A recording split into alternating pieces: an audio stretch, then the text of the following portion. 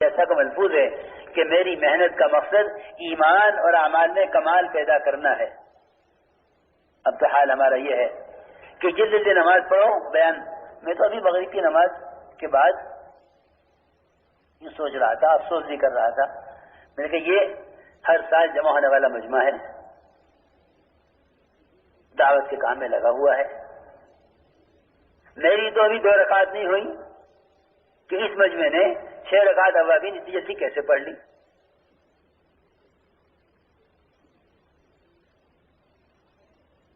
آپ پورے مجمع میں سے ایک کا بھی مغرب کے بعد کی 6 رکعت اوابین کا چھوڑ دینا اس بات کی کھلی علامت ہے کہ دعوت کے کام سے کوئی مناسبت نہیں ہوئی.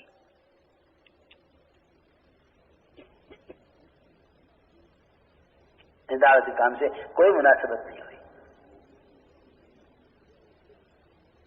میری 2 رکعت ہوئی مختصر، اور ڈاکٹر نوشاد کی آواز آ گئی کہ بھائی آگے ہو کے بیٹھیں. میں سوچنے پڑ گیا، میں نے کہا ہمارے مجمع نے 6 رکعت اوابین پڑھ لی یا نہیں؟ کیوں؟ ایک بات عرض کروں اگر بری نہ لگے، یہ شیطان کا دھوکہ ہے کہ ہم بڑے کام کی طرف جا رہے ہیں اس لیے چھوٹا کام ہے اسے چھوڑ دو. یہ شیطان کا دھوکہ ہے اور یہ استدراج کا سبب ہے. دعوت کے کام میں لگنے والے کا نفلی عبادات کو ہلکا سمجھنا استدراج کا سبب ہے.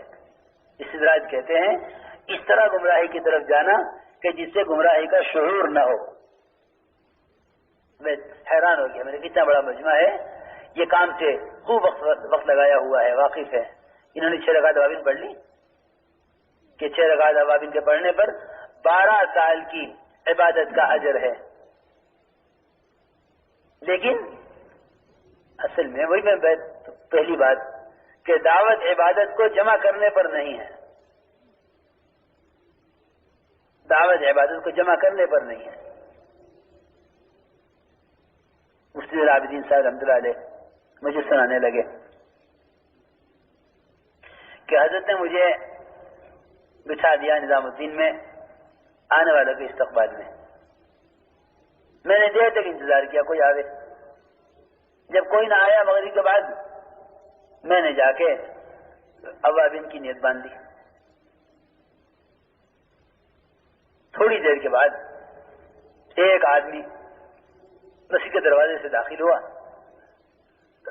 مٹکے سے پانی پیا اس نے اور پانی پی کے وہیں سے واپس ہو گیا. حضرت وہیں سے چیخے، ارے کوئی ہے، ارے کوئی ہے جسے دیکھے، ارے کوئی ہے جسے پکڑے، ارے کوئی ہے جسے دعوت دے. وہ چلا گیا.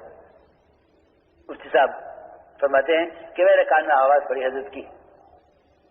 تو میں آیا، حضرت بہت غصے میں تھے اس لیے کہ حضرت کے نزدیک ایک نئے آدمی کا آ کر چلا جانا، اس کو اس کے کان میں دین کی دعوت پڑے بغیر، یہ حضرت کے نزدیک بڑے نقصان کی چیز تھی، بڑے نقصان کی.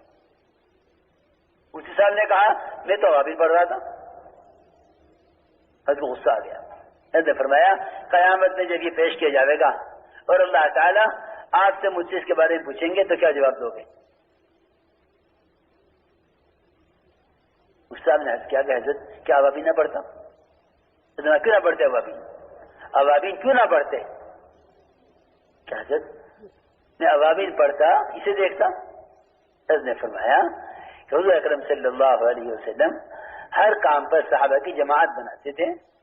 تم اپنے ساتھ ایک آدمی کو لیتے، اس سے کہتے کہ میں ذرا اوابین پڑھ لوں، تو ان کو دیکھ لے آنے والوں کو، تو آنے والوں کو دعوت دیجیے میں اوابین پڑھ لوں.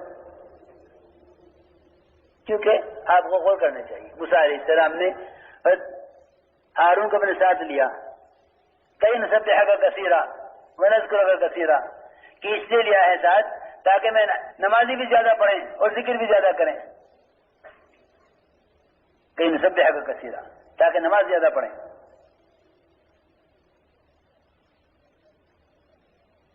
تمہارے ایسا تو ہے کہ یہاں انفرادی دعوت بلکہ حضرت کا ملفوظ چھپا ہوا ہے، ملفوظات میں. کہ میرے نزدیک نئے سے نئے آدمی کو دعوت دینا اتنا ضروری ہے کہ اگر کوئی شخص نفل نماز سے مشغول ہے اور کوئی نیا آدمی آ کر واپس جانے لگے اور اس کی کام دین کی بات نہ پڑی ہو تو اس کو چاہیے نماز توڑ کر اس کو روک لے، نماز توڑ کر اس کو روک لے۔ اگر وہ رکنے والا ہے تو نماز پوری کر کے اس کو دعوت دے، اگر جانے والا ہے تو پہلے اس کو دعوت دے پھر نماز دوہرا لے۔ اتنی اہمیت تھی انفرادی دعوت کی، لیکن ہم ان دونوں چیزوں کو جمع نہ کر سکے۔ بیان ہے اوابین چھوڑ دو، مشورہ ہے اوابین چھوٹ گئی، لمبے لمبے بیان ہوئے تہجد چھوٹ گئی کہ بیان سے تھک کر آرام کریں، حالانکہ حضور اکرم صلی اللہ علیہ وسلم دعوت سے تھکنے کے بعد عبادت میں لگتے تھے، اور اس تھکا دینے والی دعوت کے بعد کی عبادت وہ دعاؤں کو قبول کراتی تھی۔ اس لیے یہ ترتیب بتائی تھی اللہ نے، اذا فرغت فانصب والى ربك فارغب، کہ نبی جی آپ دعوت سے فارغ ہوں تو تھکا میں آپ کو عبادت میں، اور عبادت کے بعد پھر دعا میں لگے، والى ربك فارغب۔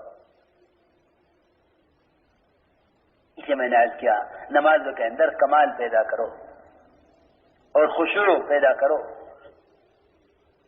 اس لیے کہ ساری زندگی کی اصلاح کا ایک ہی راستہ ہے نماز، اور سارے زندگی کے بگاڑ کا ایک ہی ذریعہ ہے نماز کا بگڑنا۔ اس لیے فرما دیا حذیفہ رضی اللہ تعالی نے دمشق کی مسجد میں نماز پڑھنے والے کو دیکھ کر، جو 40 سال سے نماز پڑھتا تھا، فرمایا اگر اسی نماز پر مر گیا تو تیری موت اس دین پر نہیں ہوگی جو دین محمد صلی اللہ علیہ وسلم لے کر آئے۔